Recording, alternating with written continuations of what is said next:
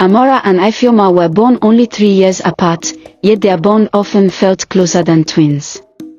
They grew up in a modest but warm home, where their parents instilled in them the values of loyalty, kindness, and above all, family. Amora, the elder, was thoughtful and deliberate in her actions. She carried herself with a quiet grace, often preferring the company of books and her mother's garden to the noisy bustle of social gatherings. Ifeoma, on the other hand, was the vibrant one. She had laughter that could fill a room, eyes that sparkled with mischief, and a boldness that often carried her into trouble, but also into the hearts of many. Despite their differences, they were inseparable. They borrowed each other's clothes, whispered secrets at night, and even defended one another whenever quarrels arose in school or the neighborhood. Their parents often said, "Two sisters, one soul." Neither knew then that love, the very thing that united families, would one day test their bond in ways unimaginable. It was during the dry season, when harmattan winds dusted everything in shades of white, that he came. His name was Chike, a young man recently returned from the city. Tall, with shoulders that carried confidence and eyes that seemed to read hearts, Chike quickly drew the attention of many in their small town. He first appeared at the gate of Amora and Ifeoma's home on an errand. Their father, a respected teacher, had been asked to mentor Chike in preparing for a teaching post. When he stepped through the compound, both sisters happened to be present. For Amora, it was the way he greeted their parents with humility that caught her attention. For Ifeoma, it was the easy charm in his smile, the way he spoke with laughter hidden in his voice. Over the weeks, Chike became a frequent visitor, coming often for lessons but lingering afterward to share stories. The sisters found themselves drawn to him in different ways. Amora admired his discipline, his quiet respect for learning. Ifeoma adored his humor, the playful spark that matched her own. Neither spoke of their feelings, for at that stage, they were only whispers in the heart. But silently, the threads of love began weaving a complicated tapestry. Time passed, and the sisters' affection for Chike deepened. Yet, with that affection came a subtle shift in their bond. Ifeoma would spend longer than usual picking out her dress whenever she knew Chike was visiting. Amora, though quieter about her interest, found herself rehearsing clever thoughts she might contribute during conversations. Small frictions began to appear. When Chike laughed at one of Ifeoma's jokes, Amora felt an ache she couldn't explain. When he complimented Amora's insight during a discussion on literature, Ifeoma's smile faltered for a heartbeat. Their parents noticed little at first, thinking only that the sisters were growing into young women. But the sisters themselves felt the tension mounting like a storm.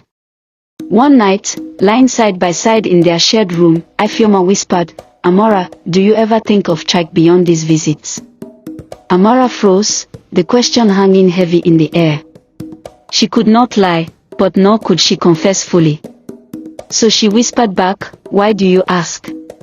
Ifeoma sighed. "Because I think I'm falling for him." Silence pressed between them. Amora turned her face to the wall, hiding the tears that had begun to form. The storm broke sooner than either expected. One evening, after another lesson with their father, Chike lingered in the compound. The sisters were outside, and he asked Ifeoma to walk with him to the edge of the street.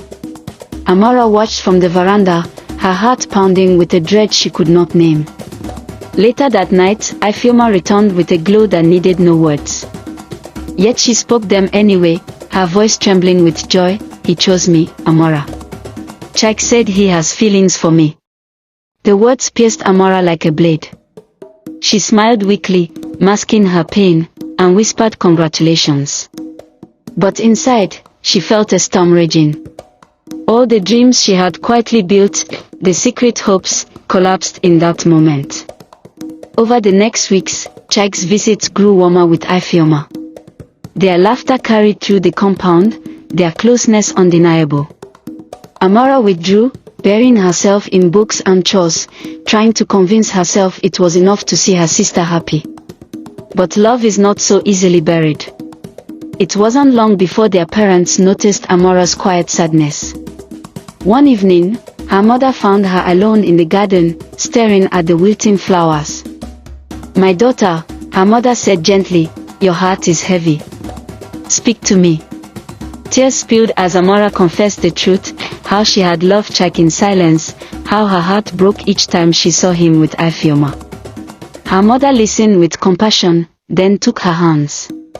"Amora, love is a powerful fire, but not all flames are meant to be ours. Sometimes, letting go is the bravest way to love, because you choose peace over bitterness." Her father, too, spoke to her. "You must weigh what matters most, the man, or the bond you share with your sister. Men may come and go, but blood remains.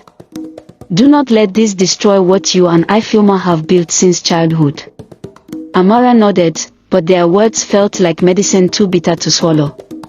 She wanted to let go, but her heart clung stubbornly to what could never be. Days turned into weeks, and Amora's struggle grew heavier. She tried to avoid Chike, but every visit from him tore at her wounds. She tried to embrace Ifeoma's happiness, but each smile between them felt like salt on her heart. Sometimes, jealousy whispered to her dark thoughts she hated herself for entertaining. What if he had seen me first? What if Ifeoma had not spoken that night? At night, she lay awake, her pillow wet with tears. Her parents' advice echoed in her mind, but the pull of love refused to loosen. One day, she snapped at Ifeoma during a trivial quarrel. The shock on her sister's face broke her heart all over again. They had always been allies, yet here she was, letting bitterness sit between them. Amora knew then that if she did not make a choice, she would lose not only love but also the sister who had been her other half since birth. The turning point came on the day Chike formally visited with his family, seeking her parents' blessing to court Ifeoma properly. The compound was alive with music and laughter, neighbors gathering to witness the joyous event. Amora stood in the background, watching the happiness unfold. She felt the familiar sting in her chest, but for the first time, she also felt clarity. She saw the way Chike looked at Ifeoma, pure, unwavering, sincere. And she saw her sister's joy, bright as the sun. In that moment, she understood, love was not always about possession. Sometimes it was about sacrifice. That night, Amora sought out Ifeoma.